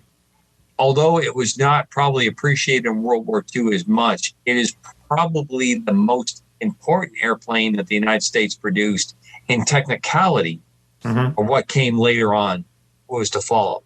It had a number of breakthroughs. Now, the B-17, built by Boeing, as opposed by Consolidated that built the B-24, is an aircraft that the B-17 has the it brings the emotion up. It brings the esprit de corps that was exemplified in what happened out of raids out of Britain going into the heartland of Germany. The B-24, very complex, very demanding aircraft, and really required a lot of work, but it developed a technological base that was critical to the future. And we probably see some of the results today with what the B-24 represented. And when the raids into Piemonte were into Germany later in the war, B-24 carried the burden of that and really paid a very heavy price in those raids. Didn't when it was found in the desert, I think it was found in Libya. That's correct. No, it's the Libyan desert, and I believe the proper date that I passed you was 1958. Geologists were the ones that really found it because they were working. It was British Petroleum BP that was working in the area, and they spotted something, and then that's what started the process. So if this thing, I mean, let's say it did have this unbelievable tailwind, okay, which is basically a very strong wind that can blow the plane off course, make it go faster than it normally would. Why didn't it affect other planes? Was it by itself? Well, I think it was just one of those perfect storm kind of events. You have an aircraft that goes, it does its raid, it broke up from the formation, it comes back, it climbs up, it's at an altitude, and what happened was they just could not, this crew obviously could not convince itself that their indications that were coming on, that they were getting the kind of wind they were. And in this tailwind situation, there have been times in my flying career where I've been up and able to get an airplane up into very high winds, especially coming from the western part of the United States, coming east, that have allowed me to get speeds that are really unheard of in a traditional reciprocal engine propeller airplane. And I've approached, 250, 275 knots moving across the ground. And one of the aircraft that I flew, because of the way the jet stream had dipped down that particular area, I was able to bypass pre-planned refueling spots because I was making speed across the ground. Let me ask you this, okay? We've never got into this discussion before, but I hope we agree on this. Just talking overall about, what these planes, what these pilots went through in World War II in general. Basically, we bombed Europe, German occupied Europe, from bases in England and from bases in North Africa for a while, and then when we took over Italy. Right. Okay, and that's basically, this constant hammering, constant strategic bombing, they called it, right? And it cost a lot of lives, cost a lot of crew. And as I said earlier, things really changed in early 1944 when they came upon the P-51 Mustang, okay, very kind of iconic fighter plane. And that was the first plane that had enough fuel capacity and also had drop tanks that could, escort our bombers from their bases over the target and back. Before then, what would happen is that the fighter planes only had a limited range. They couldn't go as far as the bombers. So they would just stop like at the Dutch border, let's say. And then the bombers would have to go on by themselves, unescorted. And of course, the German fighters would just wait for them and wait for the planes to turn back. And then they would attack the bombers. And, some days were just awful. Schweinfurt, where they shot down 65 bombers. There's 10 people in every plane. So think about that. And it's very hard to replace these bombers. So anyway, the Mustang came along. But what it turns out to be, and this to me is just shameful, that there was actually a political tug-of-war going on within the 8th Air Force, which was headquartered in England, and in charge with the strategic bombing of Germany by U.S. forces, was the U.S. Army Air Force back then. And they had this one group called the Bomber Generals, and then they had the Fighter Generals. And the Bomber Generals insisted in their careers, yet they felt, were based on this, is that the bomber will always get through. You do not have to escort them because that gives them the power, as strange as that seems. If their strategy, is the one that's being used, they're in power. Finally, it took Jimmy Doolittle, who was the famous leader of the 30 Seconds Over Tokyo raid, to come to England and to take over the 8th Air Force. And he realized that, this is crazy. We have the technology to have fighters escort bombers back and forth. Why don't we use it? And that technology basically was the P-51 Mustang, but it was also these drop tanks. And basically you put the tanks, they'll hang off the wing, like they look like bombs. And that's the fuel you use first. And once that's up, they drop the tank. And then you use the gas that's in the plane itself, the internal gas tanks, a lot of which are in the wing. And finally, we were able to escort the bombers back and forth. And that's when that was just the end of it for Germany. But the fact that they figured that a year went by with this political struggle on whether to develop a fighter that could go back and forth. And in that year, hundreds and hundreds of U.S. airmen were killed because of these bomber generals not coming to see the light, or not wanting to see the light. For political reasons, not to include these fighter escorts. And to me, I can't believe that anyone would be so crass in the middle of a war to, just because your own political line is, on the line, to have, air crews just die. For 1 year, they figured they could have brought in the Mustang or some kind of plane with drop tanks about the beginning of 1943. They actually brought it in the beginning of 1944.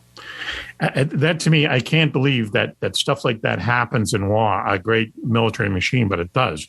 And actually, I have another example. Right. Now, Mac, is there a question in there? Because there's not a question. It's a statement. You can't believe that.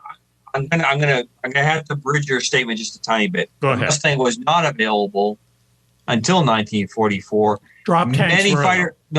Many fighter aircraft used drop tanks, but they didn't have the range. The Mustang, because of the unique aerodynamics of that aircraft, once it was coupled with the Merlin Rolls-Royce engine, actually became a viable fighter. The laminar flow wing on the Mustang was different. All right. But did they have the technology? No, they did not. Well, we disagree. We're going to have to agree to disagree. No. Because there's a lot of writings and there's a lot of, articles that you can look on out there that basically said that finally the fighter generals won the war, won the political struggle, and they started. I don't disagree with your depiction of the fighter versus bomber general discussion that goes on there. Precision daylight bombing was what the Army Air Corps decided was where they were going to rise and set their hat on. The British decided, because they did not have fighter protection to go all the way through, they were going to do the night portion of it. Right. And the whole strategic bombing concept was that we could bomb them into submission, which was a Italian air general's Duhay's concept, and it didn't work. The data shows that pounding Germany did not work at all in diminishing the capability of what went forward, which was also the great underlining or the underscore to creating the atomic bomb. Because if the atomic bomb was available for Europe, it probably would have been used in Europe. It wasn't ready until Asia. Now, back to the discussion at hand. Mac, I agree with you that the fight between fighter and versus bomber general is well documented, well brought up.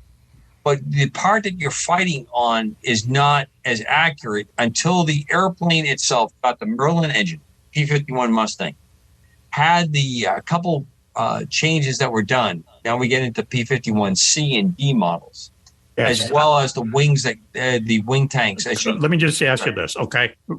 Could it have been done earlier? I've read lots and lots and lots and lots saying that the political discussion caused the death of many, many aircrews. If they had just cut off that spot earlier, they would have brought some kind of an airplane in, whether it's the Mustang or something else, okay, to escort the bombers, Well, the anyway, bomber, I'm going to agree with you that the bomber generals had a definitive thought in their mind that the massed formations with the defensive armament that was presented on the B-17s could protect themselves. And it was really a vacuous argument once you went a couple missions on that. Right. The Brits were very effective in dropping doing night operations, but their accuracy was way down. So but they did not care about how many civilian casualties were being caused in that. So this daylight precision bombing versus night bombing, area bombing, was a competition that went between both, and the fighter community was not seen as a major player because by design on that. So yes, I think you have you own a lot of real estate in that argument. But my point will be, and continue. The plane was not ready until they were able to perfect it with the Merlin engine, because it was really a dog. The P-51A model was a dog until they got that engine into the P-51 with the Merlin to be able to do that escort. The tanking, plus the ability to project that far over Europe was there. And I will say this, the P-51 still to this day presents a very unique situation that you could actually fly a fighter aircraft the distances between Britain to Germany and still be able to engage. And back. You can't do that as easily with fighters in this current day. I understand. So it had a very...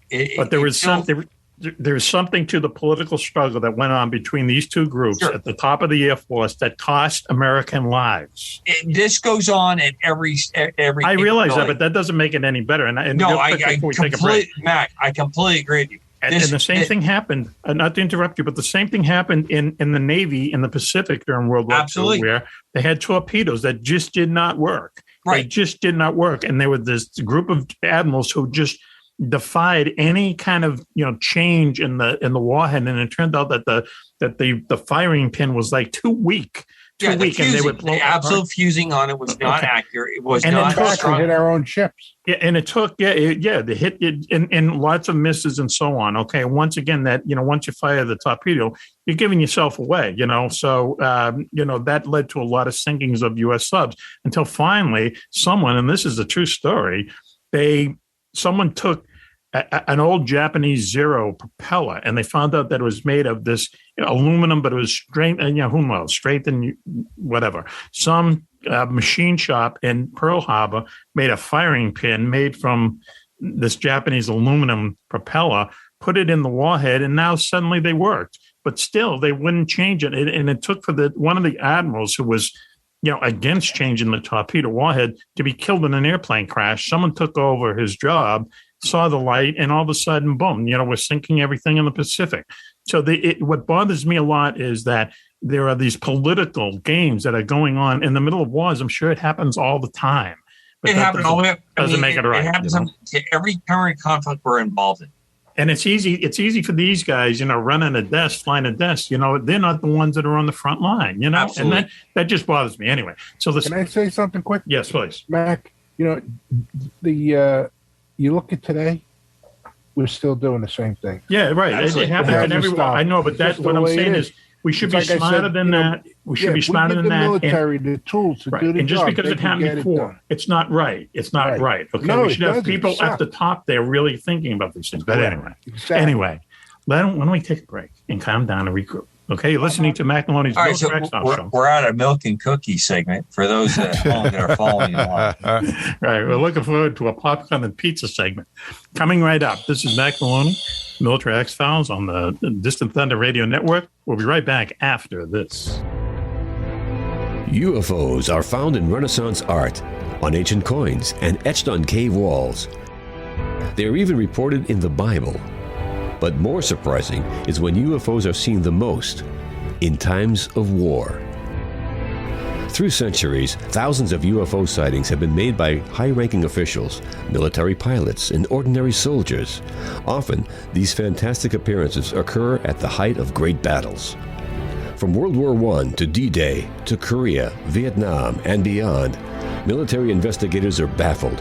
Why do UFO sightings spike so drastically during wartime? Could it be mistaken aircraft, or is someone or something looking in on us? In UFOs in Wartime, What They Didn't Want You to Know, Mack Maloney chronicles centuries of these incredible sightings and tries to solve the puzzle of why so many UFOs are seen while humanity is at war. Read about the scare ships, the ghost planes, and the ghost rockets, alien giants in the jungles of Vietnam, UFOs controlling our ICBM bases, dogfights with flying saucers during the Gulf War, and more. 300 pages of unbelievable stories, along with many startling photographs. That's UFOs in Wartime, What They Didn't Want You to Know, by Mack Maloney. On sale at your local bookstore or on Amazon.com. British Secret Service. Hello, Moneypenny. Hello, 007. How's your mission to steal the secret sex formula from Dr. No-No going? It'll be going fine, except for the two idiots headquarters sent with me. Hey, Mac, did Duffalo Crumpus just call us idiots? Yes, he did, 1-1. He's an ungrateful putz. Nice car, though. Yeah, and you know what? Now it's my turn to take. But if you drive, what am I going to do? I'll drive, you shoot the machine guns. Okay? No way, I'm driving. I just have a license for you and I'm driving. Oh, see what I mean, Moneypenny?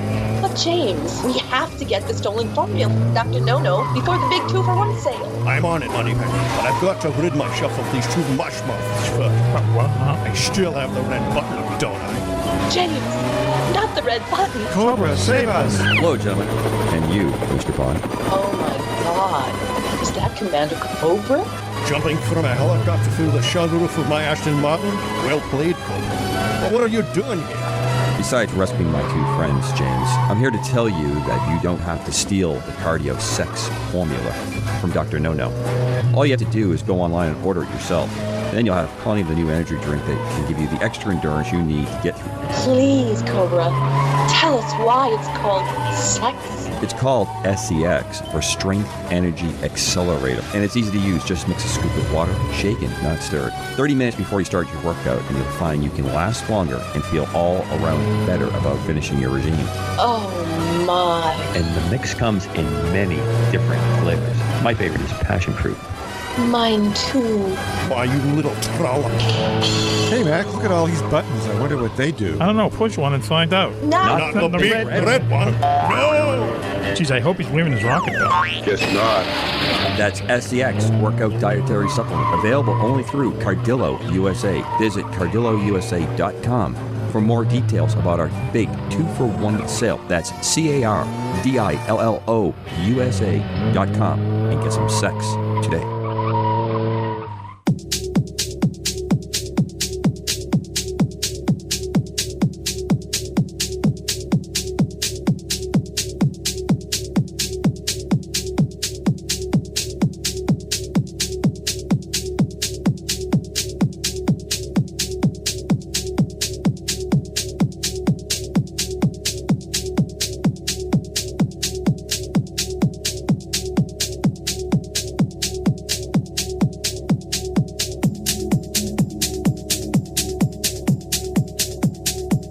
Welcome back, everyone, to Mack Maloney's Mill Track Star Show here on the Distant Thunder Radio Network. This is Mack Maloney. Wow, what a show we've had for you tonight, and it's still not over.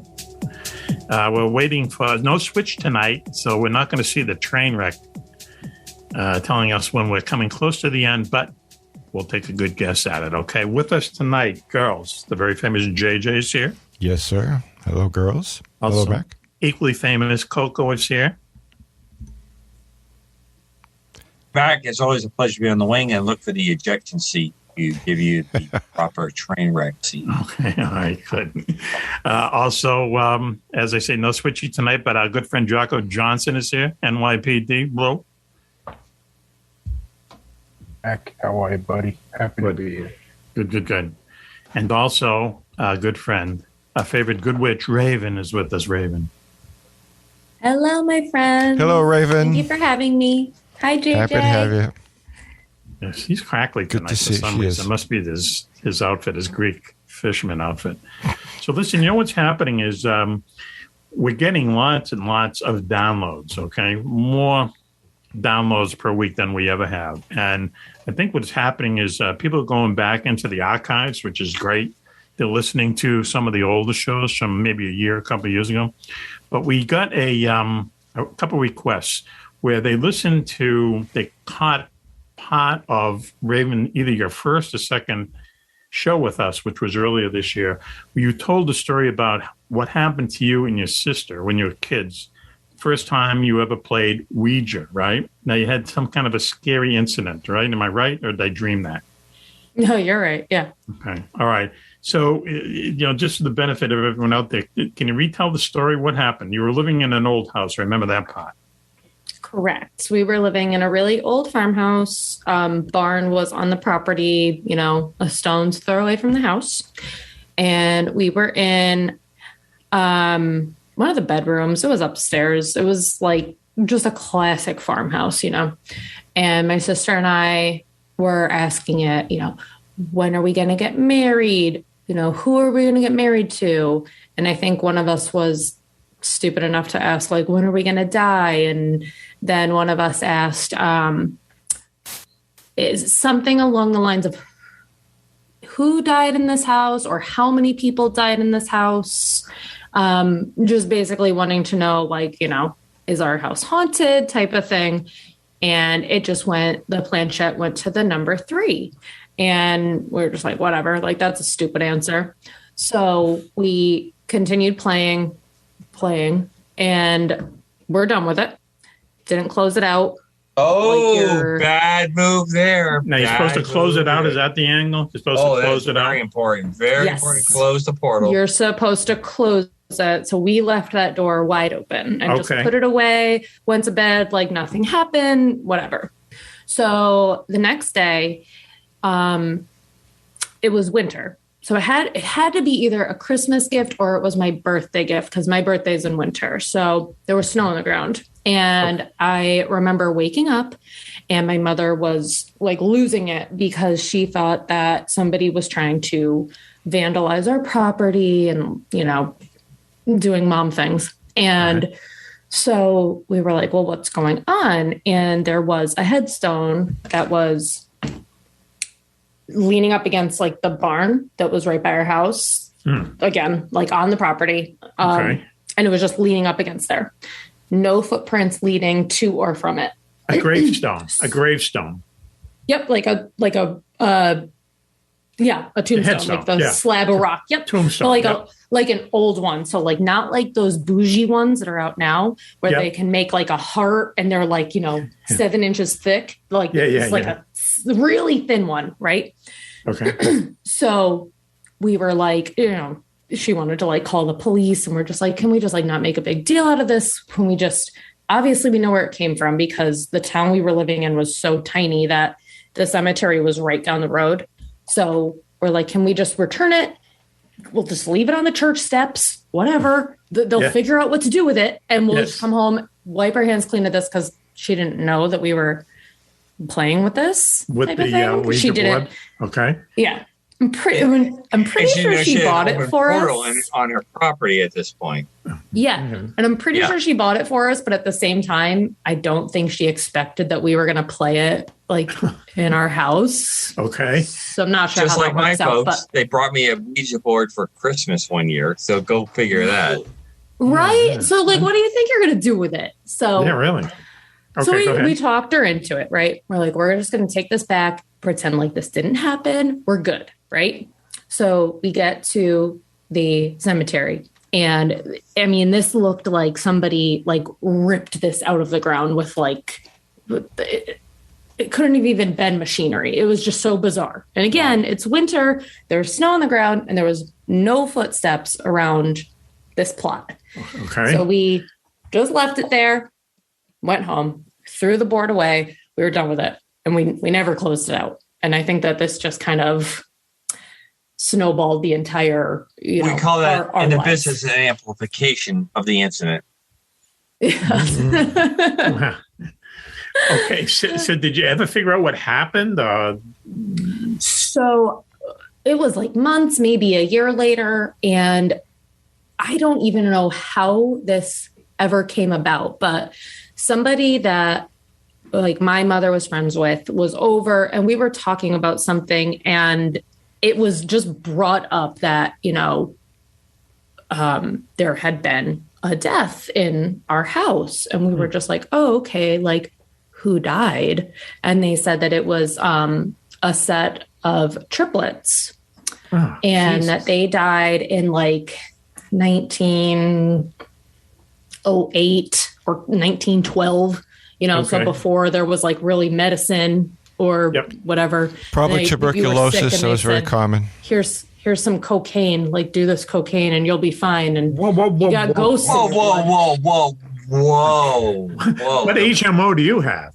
The Ouija board's behind me right now, and it wants to know about this cocaine medical procedure. Yeah. Okay, go ahead. So my head's moving like a I missed that on the other stories. Yeah, really. Go ahead.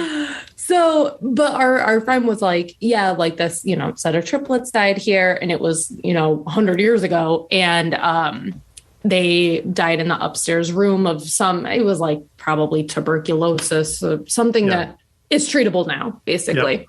And we were kind of like putting those dots together, my sister and I, in our heads, and we were just like, oh, so that was what 3 meant when the planchette went to 3. Yeah, right. And that was why this headstone ended up here, because that was signifying to us, that these kids were buried in the cemetery down the road from us. Yeah. Oh, those were the dots that we connected. And it was just basically at that point, I'm like, I'm never touching one of these again. I'm all set. How soon did you move out of the house? That's not true. I would have been out the next day. You played with the Ouija board, didn't you? Mac, you're a fraidy cat. No, I didn't. No. This is it. This was that was it. I was a one and done. And did you finally ever close this Ouija board out? No. How do you close it out? So it's open. So the board. It's still open. The board is open. Mac, if you look at my screen, you can see right over my shoulder where it says closing it out. Say goodbye. Oh, I see. Oh, yeah. Right. It always says goodbye on it. So I've never even played a Ouija board.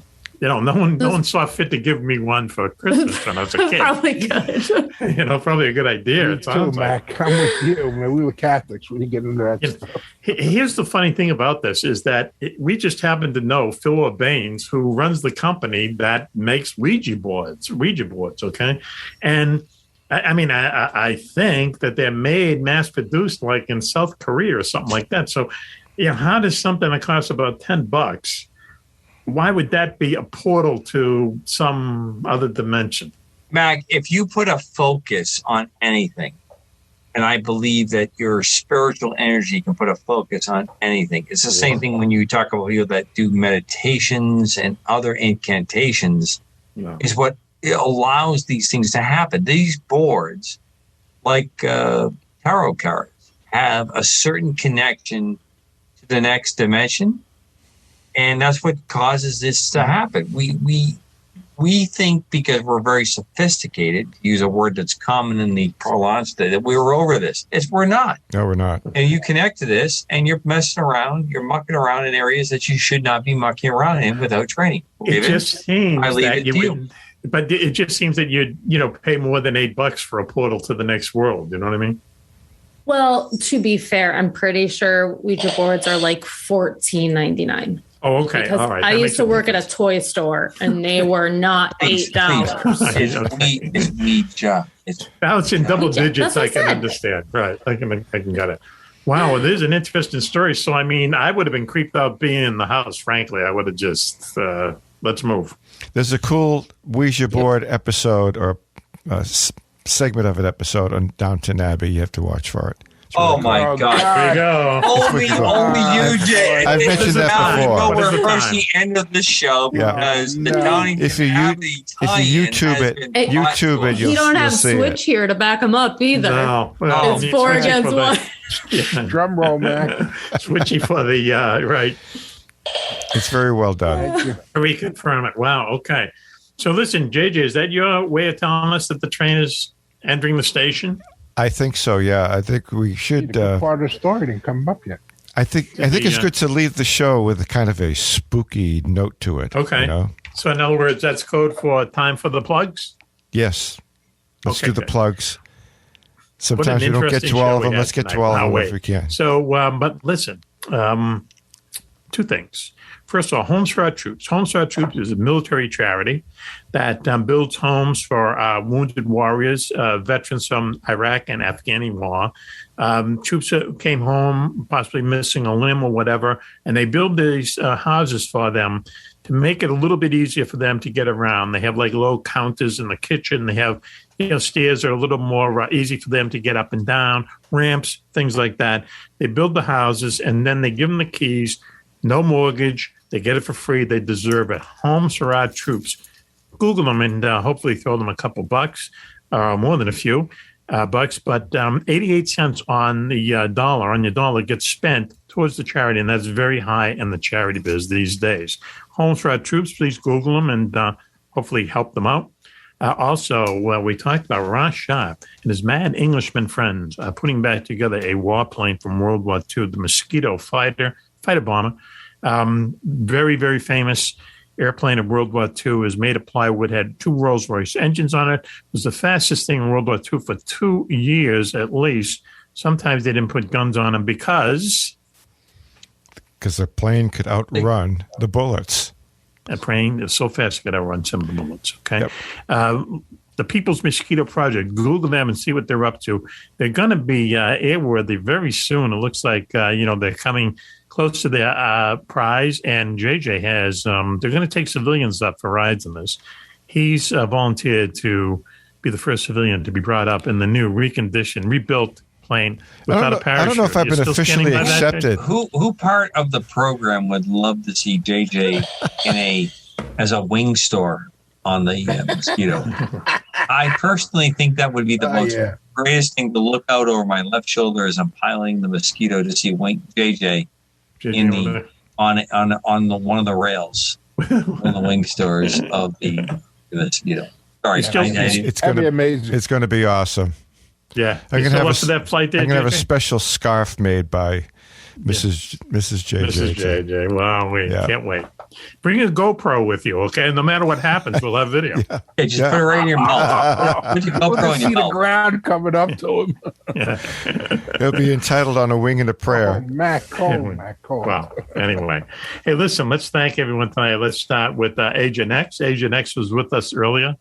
Thank you, Agent X, for joining us. Good man. Okay? Good man. Also, thank you, Jocko, for joining us. Jocko Johnson. Let's please my pleasure. Give him a hand, please.